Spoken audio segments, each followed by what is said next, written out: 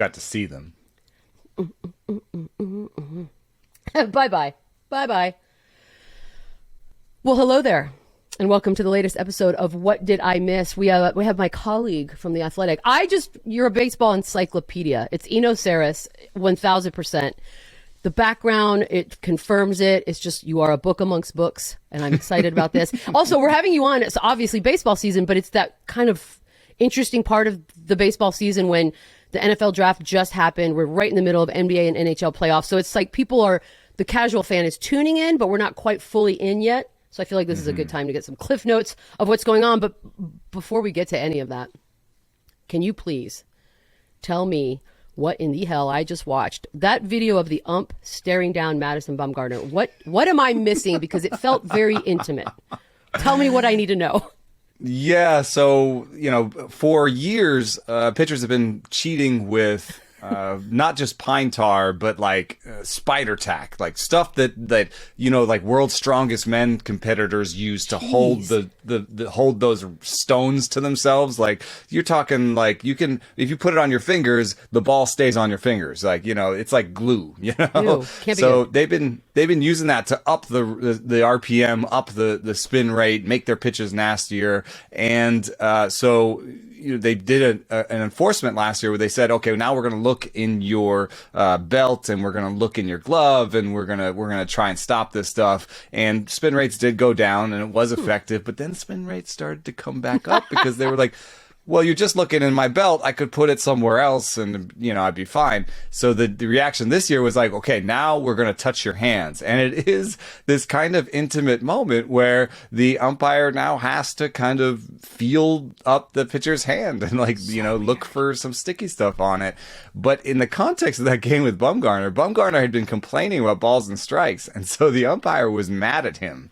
And so if you see the video, he's checking him for sticky stuff, but he's mean mugging him the whole time. He's not even looking at the hand. He's just staring at Bumgarner while he's touching his hand. And Bumgarner realizes it's been going on for a while, and then looks up at the guy and realizes that he's getting mean mugged. And he's like, I think he said after the game that he said, why don't you go give the kids down in the minor leagues, a hand massage if you want to do that. Oh, that's fairly mild, I think, for what I could have come up with. Well, no, I mean, I'm sure there was a couple more spicy words in there than that. That's fair. That is fair. Because I've had relationships, I've had fights, I've had moments with people that would involve rage and passion, and I have never stared another human being in the eyes that long in my entire life. Like, it was awkward. It was awkward. And he never looked really up. Weird. Yeah, so I was obsessed with the video. It's the first time for me. I think when I heard Bumgarner after the game, he's like, that was a first. And I'm assuming he's talking about the stare down. The stare down it was epic. Like, it was epic. Yeah, it really was. Did they ask the ump, by the way? Did he address it at all? They're not required to be available to the media. Mm-hmm. So I doubt it. I doubt he gets a suspension. I mean, the umpires are supposed to kind of run things, quote unquote. So, this is just part of running things, I guess. Well, but it's ump show, if you ask me. I was going to say, so much for not being part of the story. Like, you were the story on that particular day. But yeah, so about the balls and the offense, you just can't make everybody happy. So is it the ball? Are we talking about the ball again as far as why offense and everything is down? It is part of the story. And, home runs are down back to where they were before the juice ball era, which is, the last, 5 years or so, 6 years. And so the ball is part of that. They deadened the ball last year. Now, this goes hand in hand, actually, with the sticky stuff enforcement. No pun intended. They thought there's too many strikeouts in the game. We're going to deaden the ball. We're going to because that hitters are going for the homer, and that's part of why they're striking out. So we're going to deaden the ball. We're going to enforce the sticky stuff, and they're doing things like pitch clocks in the minor leagues and all sorts of other things, and it's all to reduce the strikeout rate because we were getting really close to hitters striking out in a quarter of their at bats. Oh. So yes, the dead ball is part of it, but it's not all of it. I mean, it's only a part of it because we were supposed to have this ball all year last year. And the only reason we didn't have it 100% is because COVID created a supply chain disaster like everything else. And, whether it's toilet paper or new balls, they had to kind of go back to their old stash. And they're like, okay, we can't. Well, so when you say deaden the ball, what do you mean? They actually changed the core inside the ball so it wasn't as bouncy. I mean, this is kind of crazy. It's like such a simple game, and yet this makes it all sound so very complicated. The things that I think it's actually good. I mean, you follow a lot of the sports, like the other sports. Don't you think they've been a little bit more aggressive with changing rules to make the sport more enjoyable? 100%, yes. Yeah. Yeah, right? Like, the three-pointer, like, there's nothing in baseball where they were like, oh, now if you hit the homer here, it's 2 points. Awesome. Like, that'd be kind of cool, but like, they have never done that. So, and then like the whole thing with pass interference and all the different rule changes in football, I think they've made football and basketball more enjoyable. I agree with you. There's some debate about that. I think that's it. the knock on baseball, right? That it always sort of feels like they just take forever to do anything, to change, to progress, what have you. So yeah, I guess it's going to take a minute, which brings me to this: humidors. What? Again, part of the process to make everything consistent and controllable, but then they made something that they didn't know was going to happen. Like I'm pretty sure they didn't know this was going to happen. What they did was they put humidors in every park. That means 20 new ballparks this year are storing the balls in a consistent, humid environment. Nice. That sounds good. Sounds great. Except in April, most of these places are dry. They're dry and cold. That's what most places are in April. Dry is good for the ball going far. Cold is bad for the ball going far. Okay. So, together, it kind of works out. So April is not one of the big offensive months, but a few homers go and it's okay, right? Well, with the humidor, now the ball is wetter. So now you got a wet ball in a cold environment. So that's why, yes, it's partly ball, but if you look at the new humidors versus places that already had a humidor, they've lost maybe 10 feet of batted ball distance. Now, if you think about that, you hit a ball 310 feet, now you hit it 300. Yeah. You hit a ball 320, now you hit it 310. That's not a homer anymore. Wow. So we've seen a lot of warning track flyouts. Now, the one thing that we have to figure out is in August, the same humidor might be drying the balls out. Because in August, usually the ball is like wet. St. Louis, which is a swampy jungle exactly. atmosphere. Yeah. Atlanta, these places. So the humidor might actually dry the ball out versus how it was before. And so we may have just really low Aprils and really high Augusts. Like we haven't figured that out yet because this is year one of this grand experiment. But I generally like that they're trying. Like I took my kids to a high A game, a minor league game this weekend. And the game went 2 hours and 20 minutes. Lovely. Because of the pitch clock. There was no sort of diddly daddling walking around. The hitter doing the thing. Yep. Gotta check the gloves. Like the pitcher like stomping around the mound, cussing. Like none of that. They had to get in the box. They had to get on the mound. They had 20 seconds. They had to go. And my kids were into it. It actually kept their attention better. And parents were into it because the game was over in 2.5 hours. We could go home. Like it really worked out. When do we get to have that? When does that become a thing? It's on its way. I would say it's on its way. Robot umps and pitch clocks are moving through the minor leagues like a prospect. They're heading their way to the major leagues. The robot umps thing, is that... Like, I'm a big fan of the movie Maximum Overdrive, but as being a big fan of that movie, it's also, I'm very leery of the robots taking over and murdering us all. So, or how do you feel about robot umps? It's just, by the way, saying it is my favorite thing in the whole wide world. Do you like it? Because the pitch clock for me is a no-brainer. It would be better if it was like an actual robot back there, like strike two. Oh, I would love that. That's a whole new thing. But are you a fan of like that being one of the changes as we move forward?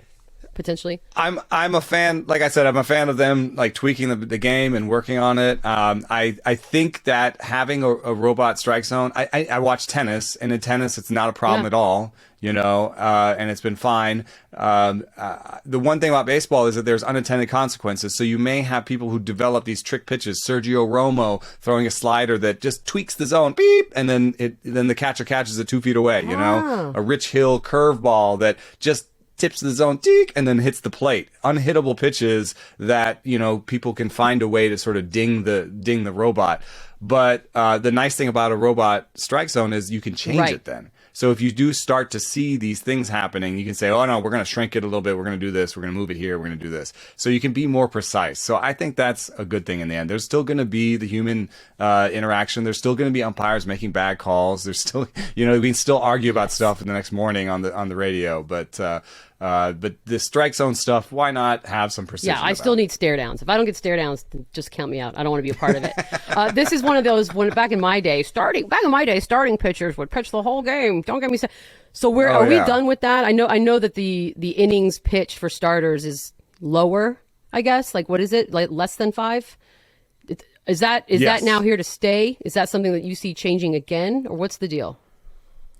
Well, we've had I don't know if you noticed, but we've had a weird few years. Yeah, I think so. Yeah, I mean, I'm in a room full of shoes. My whole life took a turn. I don't know what happened.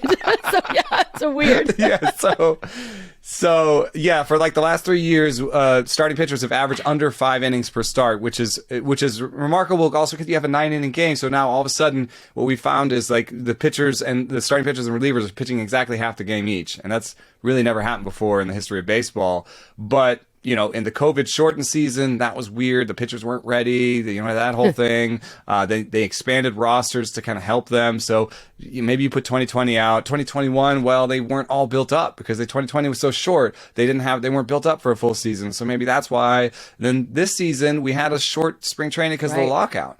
So there have been excuses, but the trend is clear. And I think I'm not sure it's going to go away next year. I think now pitchers are expected to go 5. They even train to go 5. They train to just throw as hard as they can for 5 innings, and that's it. And then teams use the rest of their staff to get through the next 4 innings. So, that has it means a lot because, now you can have a pitcher who nobody knows whose name is. He just goes for 4 innings and he's fine. And he's basically a reliever, but he can go for 4. And he's not a marquee name. He's not going to be a name you put. Drew Rasmussen, I love him. He's a guy on the Rays. He does good stuff, but like you're not going to go to the game because Drew Rasmussen is pitching tonight, So that marquee like Gibson versus whatever like or Koufax versus or even Kershaw versus Bumgarner. You're like that's kind of going out the window. We saw Kershaw being removed from a no-hitter, like a perfect game, no less. So I think that we lose that. So we have the Mets throw a combined no-hitter. That's the future. The Kershaw thing I'm glad you brought up because I remember that night I was listening to one of sports talk radio somewhere, and the number of callers that called in said Justin Verlander would never let them pull him off that mound, or like Max Scherzer and this and that. I mean, do they even have a say? I would have to think if Clayton Kershaw said, no, I absolutely need to finish this, he would not be taken off. Or is that just now we expect you not to pitch an entire game no matter what? I mean, there's still some unicorns. Max Scherzer has actually been very durable and kind of pitches long into games. Verlander just had TJ. I actually think that maybe he would have been taken out early in this situation. Yeah, right. He just had TJ. I don't know. But he also had a longer spring. And so this game for Kershaw came after he pitched 11 innings in the spring. So and also Kershaw left. The last time we saw Kershaw, he was hugging his elbow and everyone thought he was going to get Tommy John. That's literally the last time we saw him in the playoffs. He did not pitch after that. And I thought he was going to have Tommy John. But here he is back again. So I don't think you'd say, oh, that guy that the last time we saw him was going to get Tommy John. Let's make sure he goes 9 innings and throws 130 pitches. No, then you get killed for that. You can't win. Yeah, so it's specifically about Kershaw, but also there is a little taste of like the general you think, trends in I know the agents don't want to hear it, but if starting pitchers make so much money, but if your job load is less, I mean, you're already pitching. You work every few days. You play golf on the. I mean, to me, it's the greatest job in the entire world. But theoretically, like salary should go down. No, like if you're pitching less work, much less expected from you. But there's no way they're going to allow. I mean, baseball has obviously screwed themselves with the salaries the way they are. But there's no going back now, right? But if you're a starting pitcher, how do you make with a straight face an argument for more money? Max Scherzer is $44 million a year.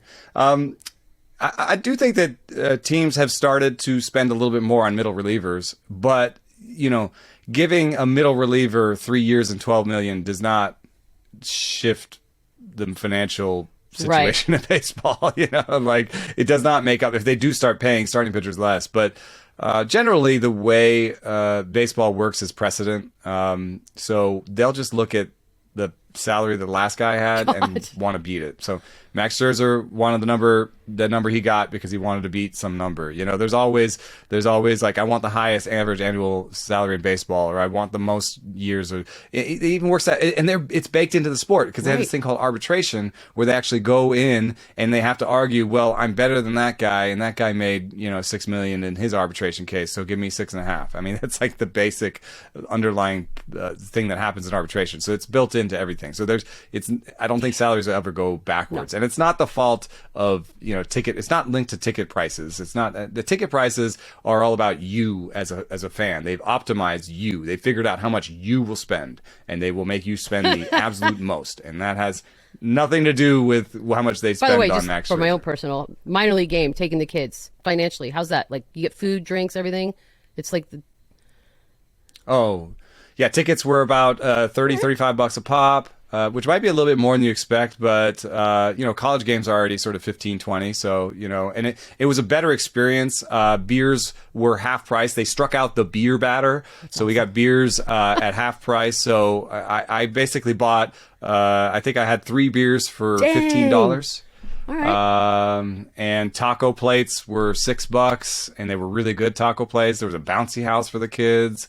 Like, it was pretty ideal. I mean, we got out of there for, like $200. It's very different going to a Giants game. Yeah, well, and then Yankees Mets. By the way, they're doing something. Something's happening. I don't want to jinx it, obviously, but is it possible? I know. I will. I don't believe in those things. Is this going to be something as we head into the season? Like, can they sustain this to the point where we get some sort of sexy New York World Series out of it? Yeah, I mean, I think so. They're both in first place for the first time since 1986. And they both have teams that are projected to remain there in terms of, the end of season wins. The Yankees with 95, just short of the Dodgers. That's projections from Fangraphs. Mets with 93, so right there. And the Mets would have to beat the Dodgers, and the Yankees would have to beat the Blue Jays if it's chalk, right? So, I mean, those are some ifs, but, one thing that's interesting to me is I think that, those teams in particular being at the top of the game, that's good for baseball in terms of the big media markets. But would a Yankees-Mets series be great? Because then it's just one media market. I mean, Yankees are like the Lakers of everything. So obviously eyes from around the country for, right. Good or bad reason. Yeah, like they're Around the I'm world. a Yankees fan. Okay, sure, whatever. But yeah, you're right. I'm speaking from a completely like, I just love the city and I know how much fun it would be. But yeah, I'm in Texas now, so I don't know. You're right. I don't know how many people here would be like, can't wait to watch Yankees Mets. You know what? Yes, I'm selfish. Okay, so I was asking that from a very selfish perspective. I think it would be fun to watch. Just all New York all the time. Yeah, I think it would be great. They're great teams, though. I mean, they're great teams. They're on TV because they are big media markets, so people know who Aaron Judge is. People know who Max Scherzer is. People know who Francisco Lindor is. So I think it would be a net positive for baseball, but it is interesting to think that, like, maybe most of the country would be like, well, yeah, elite. I don't want to watch them. I don't want New York City. I don't want to watch that. That's awful. Fine. Then what about the Angels? Have they done anything? Have they done enough this year? By the way, the only baseball game I've seen live in the last 2 years was Angels at Astros, and I went because I wanted to see Ohtani a lot, like right in front of me once, just just in case. I don't know when else I'd be able to go, and it's what I wanted. I was so happy I went. He is a unicorn. Do they have any chance of doing anything so that the rest of the world can enjoy that? I think so. I mean, the projections are not as excited about them. Say they'll end up with 86 wins and in expanded playoffs that, probably gets them right on the cusp of making it as one of the wild cards. But the reason that I'm excited about them is that their pitching so far has been good. And that's been really the problem for them for so long. They've had Trout. They've had Ohtani. Ohtani is now himself probably a top 10 pitcher in the league. But it's great even to have guys behind him. Syndergaard, Patrick Sandoval's this young guy who's really emerging right now. Michael Lorenzen's fine, and they've got a couple other guys behind him, so they have some depth. But this is the best, I would say, bullpen and starting staff that they've had around Mike Trout. And so, I think it's interesting because he wins the MVP, and there's always this argument, well, how can he win the MVP when he never makes it to the playoffs? And I'm like, can he pitch? Well, now Ohtani wins the MVP, and you can say, can he pitch? Do yes, everything. he can pitch. Perfect. So, I think it would be really exciting to see somebody like Ohtani in the playoffs and make sure that everyone, you got a little bit of that in the All-Star game last year, but with the stakes, with everything on the line, I think it'd be really great. Also, Mike Trout deserves, Barry Bonds. They used to always say Barry Bonds is great, but he's never been good in the postseason. And then he had a couple like amazing postseason runs where you're like, oh, you just didn't give enough chances, you just need to give him a chance. So I think if you give Mike Trout another chance at the postseason, no, that's the thing about Mike Trout. I feel like Mike So- Trout is like almost like a ghost to a lot of people. We know the name. We know he's amazing. We know he's highly paid. Like we know he's a big name, right? But I don't think most people have ever even really seen him. I don't think, if he walked into a restaurant, I don't think people would necessarily know. It's kind of a crazy, it's almost like he has the best of both worlds. Like, I think that's the best way to be like a big famous sports person, is that not everyone is necessarily aware that you're there, but you still get to be Mike Trout. And it would be nice though to see, by the way, I just described middle America's worst nightmare. LA, New York. Oh yeah, let's do that, guys. I'm so sorry. I'm just really, but I don't mind. I don't mind it. I like it. Okay, so Paige is coming on here in a minute. We're gonna take a break because we're gonna play Would You Rather, and I just want to warn everyone that this came from her brain and Q's brain. So we're in for something. We'll be right back. We're back. Okay, we're back, and we're gonna play a game of Would You Rather. Would you We're rather? so happy you're here. Yeah, so we'll start off with some baseball ones, and then we'll maybe get a little spicy. But to kick it off, here is our first. Would you rather have Fernando Tatis Jr. Go. or Mike This Trout is a good one on for your you. team? Look at it. I'm going to go with Fernando Tatis Jr. Oh, because of age. I am so sorry, Mike. I know this is a terrible thing to say because this is not a large age. Like 30 is not old, but it is baseball old. I am so sorry. 26 is the peak age in baseball, and Fernando Tatis is still on the right side of that number. So it's also the right age for first wife territory, Paige. So you might want to get in on that. You're already in second wife window. I'm in second wife territory. I feel bad for Mike Trout. No, I don't, but it's still one of the best names. No, I'm going with you on that one. I have no opinion on that because I'm saving my good answers for what I see coming ahead. Get ready. Okay,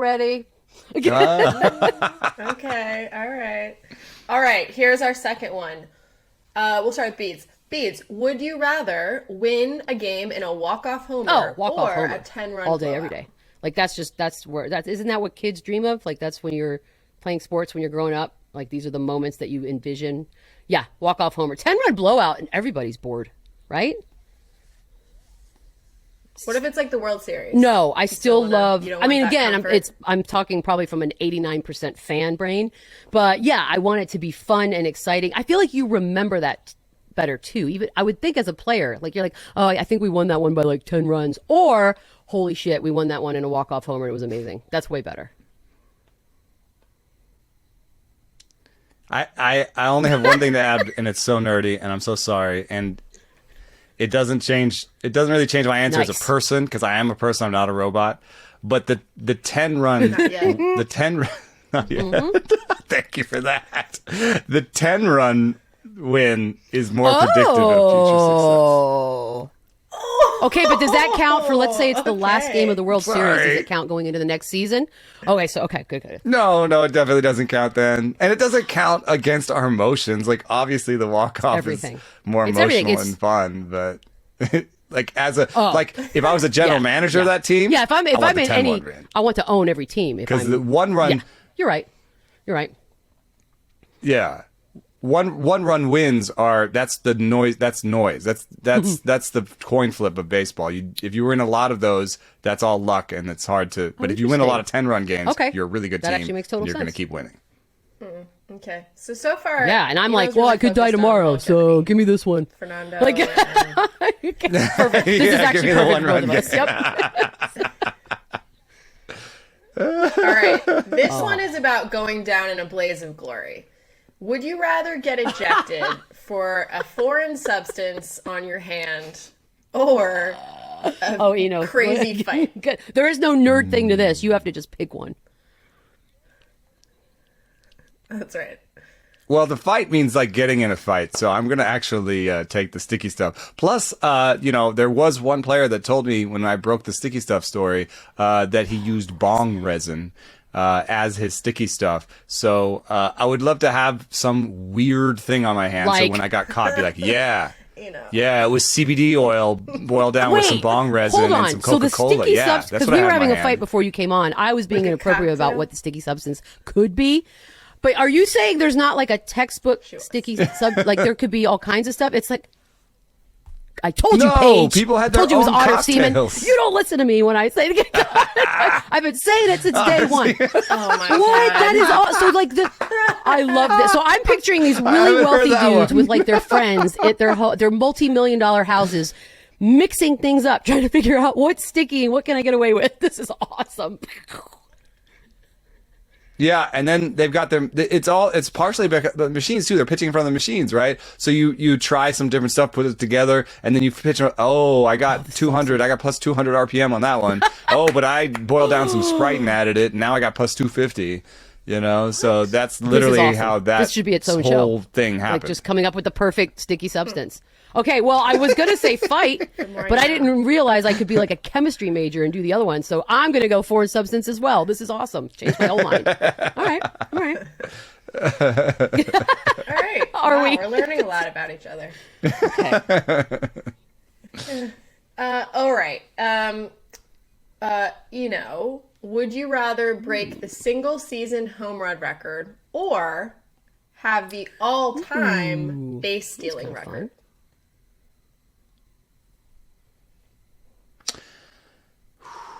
There are fewer and fewer stolen bases every year, and Ricky Henderson is so damn cool. I would love to take that record from him. I could then say, today I am the greatest. You literally stole my exact answer. Forever. Because I was like, I want to be in the same conversation as Ricky Henderson, A. B, so many people hit home runs all the time. Yeah. But stealing bases is such a lost, it's such a, it rarely happens to the point where I get excited about it. So I'm with you on that one. Yeah. It's sexy. It's cool. And I'd love to try to explain to the kids, like, he stole that base. And they're like, what? Okay. He stole it? It's fine. Love it's that. part of the game. It's part of the game. Why did you say he stole it? Because I feel like that one's. I agree. Right? I would and you're like so to fast. be in there forever, all time. But I like. But theoretically, the single season home run record, you'd be in there. But for I all like time the idea too. that like I'm so fast, be in the and books. so sly, and so sneaky. Because the other one is like, yeah, I can hit home runs, but so can a bunch of other people. Right? Yeah, exactly. I'm huge. Yeah, stealing bases feels more like. That's what I was gonna say. But let Paige say it. So if you have any tweets, go at her. Yeah. Sneaky. Don't at me. Okay. Beads, would you rather eat only hot dogs? This one's too easy. I don't like beer. So for me, and I also love hot dogs. So I'm going to eat 1,000 hot dogs at a game. Yeah, I'm going to change them up. I'm going to add things. It's going to be fantastic. Hot dog easy. Summer.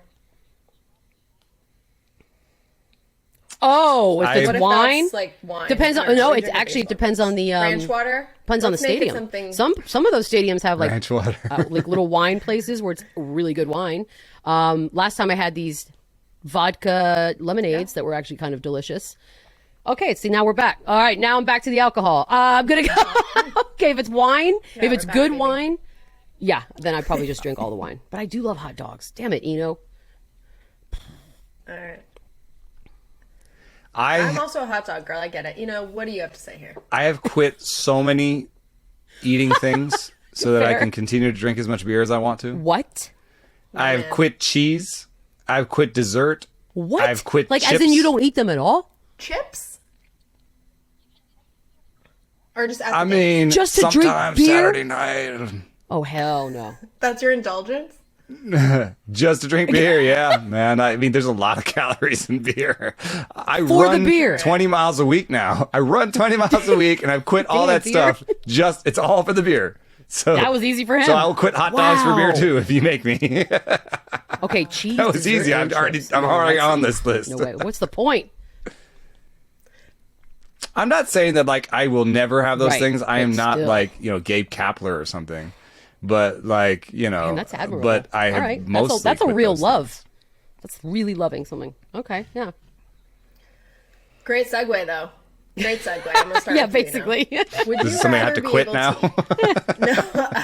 No. Well, okay. Would you rather be able to eat anything you want and have it be perfect nutrition for you, so you don't really need to think about it, or require 1 hour of sleep This is the per hardest one. I day think. and be fully rested? It's impossible. It's impossible. Oh Yeah, my this one's hard. God.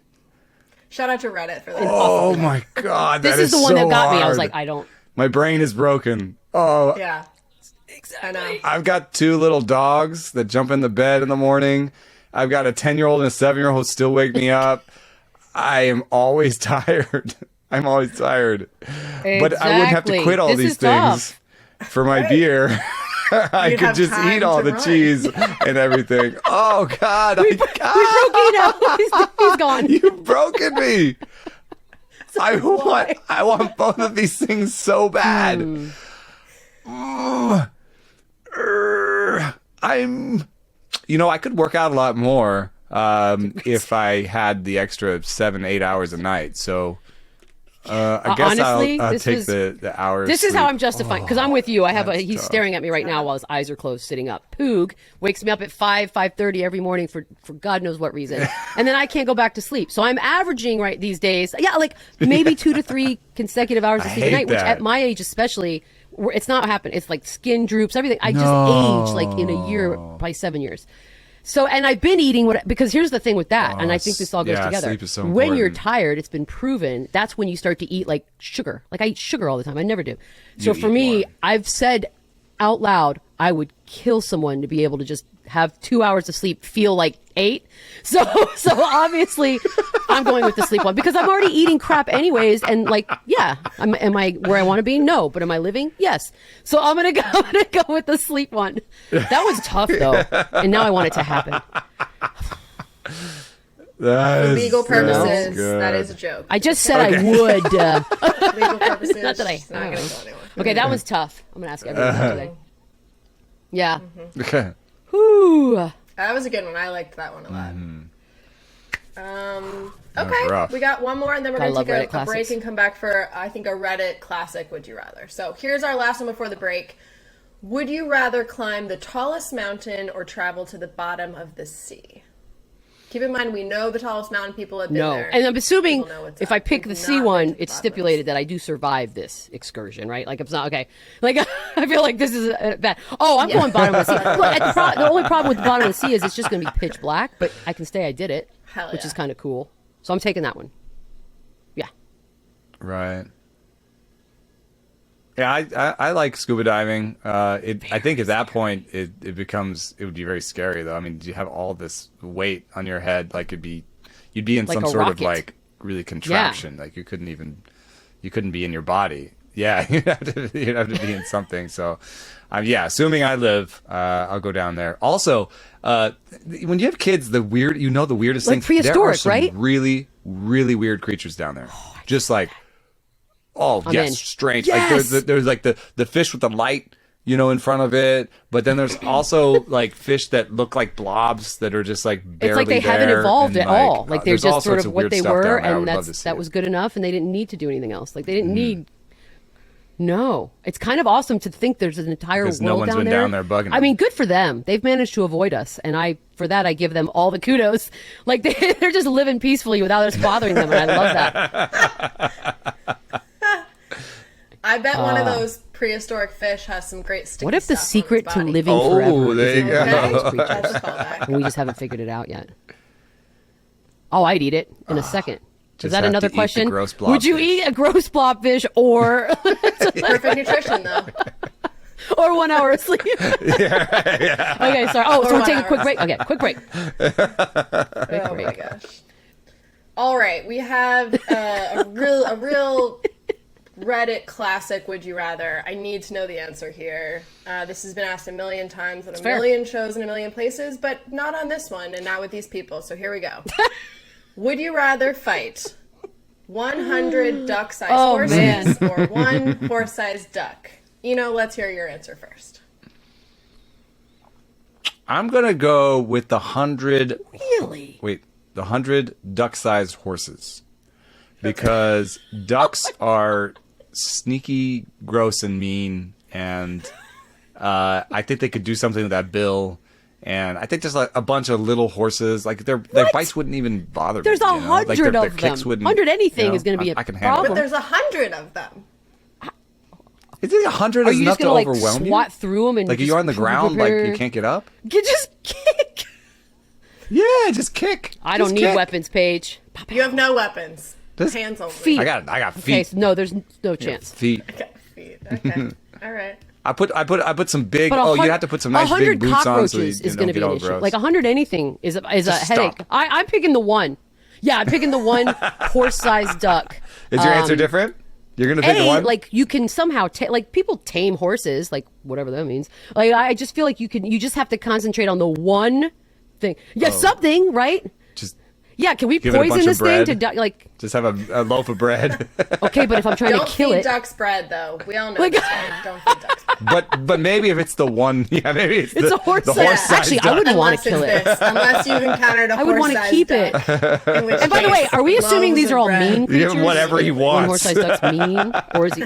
Okay, they are trying to kill me. All right, like robots. Okay, yeah, no, I'm horse-sized they're duck trying in to it. kill I you. can do Yeah. that. I can take one creature out. I That's don't the know that I can take assumption, I 100 think. anythings out. That's fair. And there it is, ladies and gentlemen. Eno. I'm stunned. Oh, this was super fun. I knew we were going to have you on again, and I was super excited about it. So I thank you so much for doing that. That's Paige. You can send her a You sternly broke my worded brain a email couple afterwards. times. By the way, remember voicemails, text, all that stuff. Sorry 631-397-0403. This has been a blast. Yeah, have a great weekend. We'll see y'all on the flip side.